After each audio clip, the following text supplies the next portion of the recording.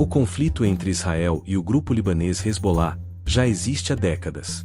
Desde a guerra de 2006, o Hezbollah tem buscado táticas para contornar a vigilância israelense. Naquela época, Israel interceptava comunicações do grupo via celulares, levando os militantes a adotar meios alternativos.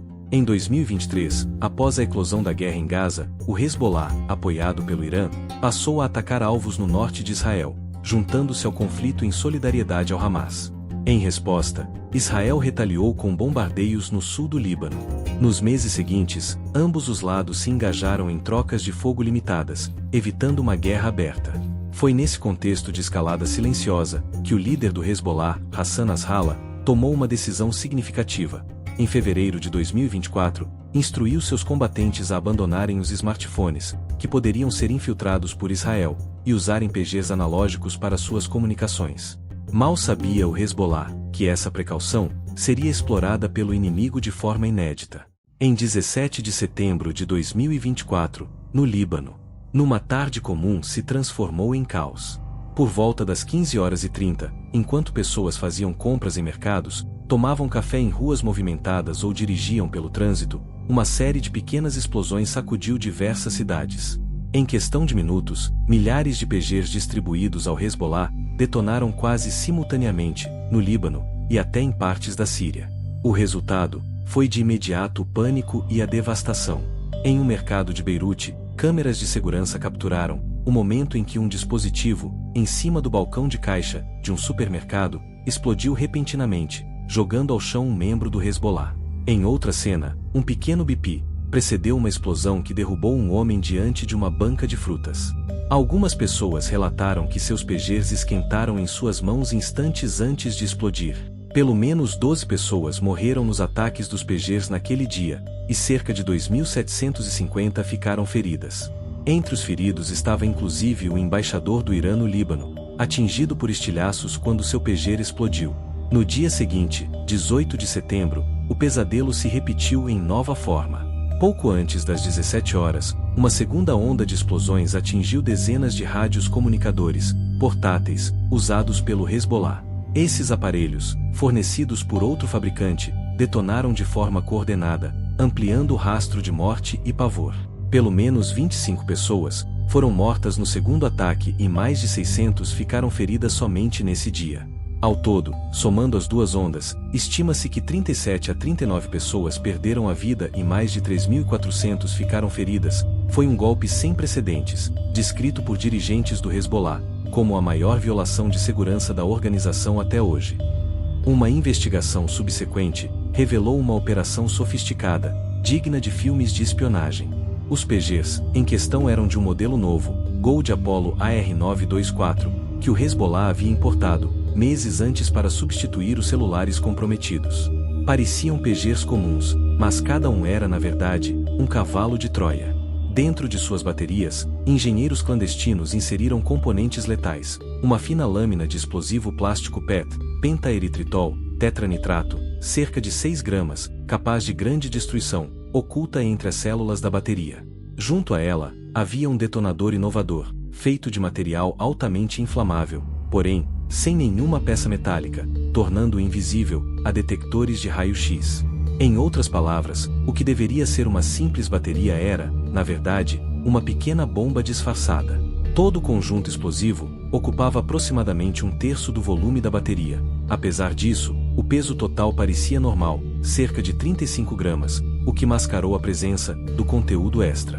Especialistas notaram, porém, que a capacidade elétrica dessas baterias era normalmente baixa, algo que causou um consumo mais rápido de carga do que o esperado. De fato, membros do Hezbollah chegaram a perceber que os PGs precisavam ser recarregados com mais frequência do que o previsto, mas não suspeitaram do real motivo. Antes de distribuí-los, o Hezbollah chegou a inspecionar os dispositivos em busca de explosivos, passando-os em scanners de segurança de aeroportos. Nada de suspeito apareceu, graças ao design furtivo, livre de metal. A engenharia por trás disso tudo foi extremamente cuidadosa. Ao receber um sinal específico, possivelmente enviado remotamente pelos autores do ataque, o circuito do PG gerava uma faísca dentro da bateria, inflamando o detonador oculto e acionando a carga explosiva. Assim, cada PG se convertia instantaneamente em uma granada. Um aspecto impressionante dessa operação foi como os dispositivos adulterados conseguiram chegar às mãos do Hezbollah. Descobriu-se que o Mossad, serviço secreto israelense, e aliados, teriam montado uma complexa farsa empresarial para enganar o processo de compra do grupo. Os PGs AR-924 ostentavam a marca de uma empresa respeitável de Taiwan, a Gold Apollo, conhecida no mercado de telecomunicações. No entanto, a Gold Apollo revelou posteriormente que aqueles modelos específicos não eram fabricados diretamente por eles. A empresa havia licenciado sua marca, alguns anos antes, para um intermediário misterioso. Esse intermediário, segundo o presidente da Gold Apollo, era representado por uma ex-funcionária e um suposto investidor estrangeiro identificado apenas como Tom.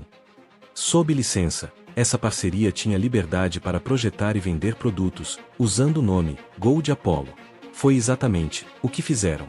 Desenvolveram o modelo AR-924, do zero, já concebido para ser uma armadilha explosiva, e apresentaram-no ao mercado, como se fosse apenas mais um PG. Para evitar levantar suspeitas durante a aquisição, os agentes criaram um histórico falso, porém convincente para o produto. Em setembro de 2023, surgiram páginas na internet, incluindo um site de uma suposta empresa chamada Apollo Systems HK, exibindo o pager AR-924 e sua bateria de alta capacidade, LiBT-783, com especificações técnicas atraentes. Postagens em fóruns de tecnologia chegaram a debater as qualidades da bateria, milagrosa, 85 dias de autonomia e recarregável via USB. Elogios plantados que davam credibilidade ao item. Até mesmo o site oficial da Gold Apollo, a pedido dos licenciados, exibiu fotos e descrições do AR-924, embora o produto não estivesse disponível para venda direta ali. Toda essa encenação foi montada justamente para enganar o processo de checagem do Hezbollah e passar sem levantar suspeitas, que costuma verificar a procedência e reputação de equipamentos antes de comprá-los.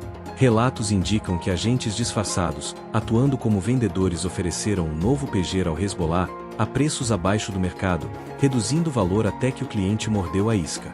Por volta de abril de 2024, a organização encomendou aproximadamente 5.000 unidades do dispositivo. Os PGs teriam sido montados por uma empresa chamada BAC, em Budapeste, Hungria, a qual possuía a licença da marca. Existe a suspeita de que a adulteração com explosivos tenha ocorrido já na fase de produção, possivelmente em solo europeu ou durante trânsito pelo Irã, antes do lote seguir para o Líbano. Seja qual for o ponto exato da intervenção, o fato é que o Hezbollah incorporou em suas fileiras, sem saber, milhares de bombas portáteis entregues pelo próprio inimigo. Nenhum país além de Israel teria capacidade e interesses tão claros em executar uma ação de tal envergadura contra o Hezbollah.